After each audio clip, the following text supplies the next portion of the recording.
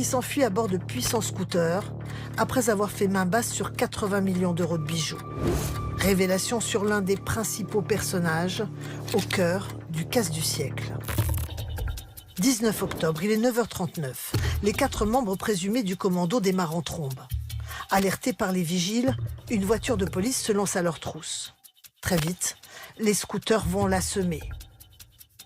9h42. Grâce à la vidéosurveillance, on les retrouve pont de Bercy. 9h50. Charenton-le-Pont. Les 2 chauffeurs sont maintenant seuls à bord du scooter. 10h16, ils s'engouffrent dans un parking privé à Aubervilliers. À l'intérieur, on voit l'un des 2 hommes fouiller dans ses poches. Il en sort un diadème, identifié par les enquêteurs comme celui de l'impératrice Eugénie. L'autre homme, face à lui, s'empare des bijoux. Son attitude et ses gestes sont décortiqués. Les enquêteurs l'identifient comme le possible meneur, car il prend les choses en main. Il enferme un sac dans une Clio, puis repart à pied. Un peu plus tard, à 13h27, il réapparaît, cette fois vêtu de blanc, monte à bord de la Clio et disparaît. C'est peut-être dans ce véhicule que se trouvent les bijoux. Pour les enquêteurs, l'homme à la Clio, c'est Rachid H, 39 ans, originaire d'Aubervilliers. Il est interpellé 1 mois après les 3 autres membres présumés du commando.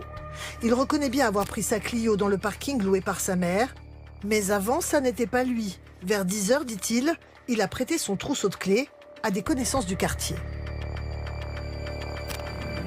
Je dormais chez ma mère, on m'a sifflé. Je me suis mis à la fenêtre, on m'a demandé mes clés pour garer un scooter dans le parking.